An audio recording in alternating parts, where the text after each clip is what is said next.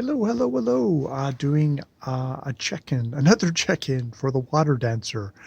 Even though the last check-in is the video just before that, that's just because I was looking at my video list here and went, "Hey, wait a minute, where's that video I did last night?" And oh yeah, there it is. So I uploaded that, and now I'm doing it tonight. So yes, this is the next night. This is checking in with chapters 6 to 10 of the Wtr Dncr, 2019 historical fantasy novel set in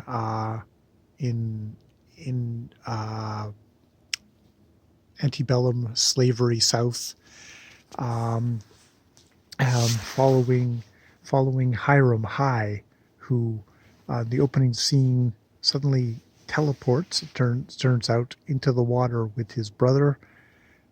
His brother seems to slip away in the water and perhaps drowned.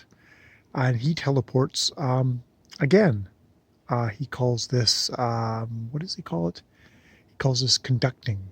Conducting. It's like on the railway, I guess. Conducting or electricity conducting. Though maybe a underground railway would be the better way to put it, of conducting. Though this, as we're getting into this novel now, and we find out that indeed his brother seems to, they assume he's dead. He drowned in the water, except they haven't found the body, which makes you go, oh, this is kind of a fantasy, maybe kind of superhero-ish. I've heard that said by Ta-Nehisi Coates, that it is a bit of a superhero book, which, the rule in superhero stories is that no body, you can't assume anyone is dead, so that maybe he is somewhere else altogether. But yes, so he does these teleports. He wakes up. His brother is his brother, his half brother, white brother, slaver, is gone, assumed dead. He is the father. John Walker is thinking, he's pretty bereft, and Maynard, the brother, was going to be marrying this woman who actually has brains, and there was just basically the plan of like, okay, we're going to hand you over to her as sort of, you're going to be the wedding gift anyways, as property. And Hiram wants none of that. He wants to get out, and he's been talking to George Packer, I believe, a free black man, about getting out, because the word is that he helps people get away. And indeed, he'd been kind of restraining himself about getting into any relationship, because he was afraid of this. But it seems as this happens, as this is going, he actually does find somebody that he's actually, Sophie, who is interested in. And Sophie might be interested in him, though they have a really cool conversation where she's like, look, because she's basically used as, she's raped regularly, because she can't give consent, by this other white man who keeps her on the Walker plantation. And she's like, look, I'm gonna I'll go with you, but I'm not exchanging one master for another master. I'm gonna be free. I am not doing this to be enslaved to you. And Hiram's like, I really hope that, you will go with me, you be free, you get to choose. I'll be honest, I hope you will choose me. I've come to, really like you. And so they kind of have that understanding. So they go off, they get up early in the morning. He has Athena, the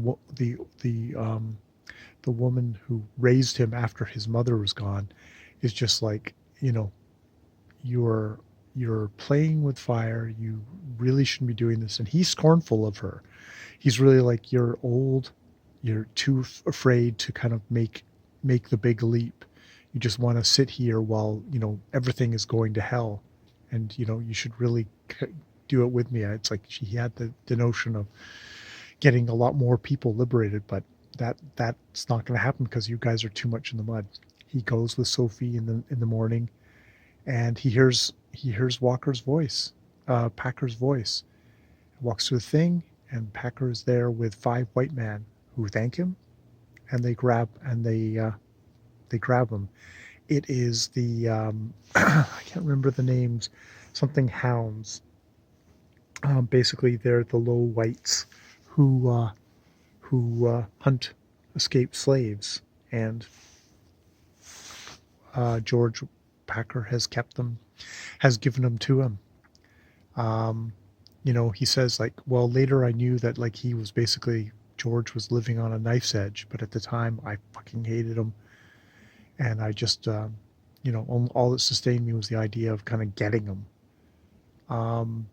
So he's kept in the jail there. Sophie gets taken away, and I don't think he ever gets to see her again. Oh, excuse me, I think my neighbor is burning something, so I'm getting doused in smoke here. And he gets enslaved. He gets kept in this prison, and that's part one. Over part two is him. He kept in this thing. He's kept there with an old man who tells him a kind of a really sad story about a son he thinking dead, marrying the son's bride, and then the son ending up coming back, and him just basically burning everything down, just in his rage. Just like, he couldn't keep his son safe. He couldn't. He's done terrible things, and it's like and the low whites at this jail, they don't mistreat Hiram. They don't mistreat Sophie because they're sellable. They're property, that they're valuable. But this old guy, all his days are past. He's basically worthless, and so they just beat him and dog on him, and that's he's going to die soon. He's going to die from just getting beaten to death at some point. So they hold on to him. They hold on to Hiram, and finally they blind him. They gag him and blindfold him and bring him out. And some guys bought him. And they tries to make small talk. And it's like, I don't want to make small talk. Give me my thing. It's like, and he tries to talk him up. It's like, don't do that. Don't talk to me. And so they load him up onto the carriage, take him off, and he gets dumped off onto the ground. He kind of takes off his blindfold, takes off, he tries to get to his feet, stumbles up, and he looks at the guy, and the guy's actually he isn't a giant. He's just kind of a regular mild-mannered fellow who gives him a shove, and he falls into a pit, and that's his prison, in this pit. And so that's where we end the Wtr Dncr this time.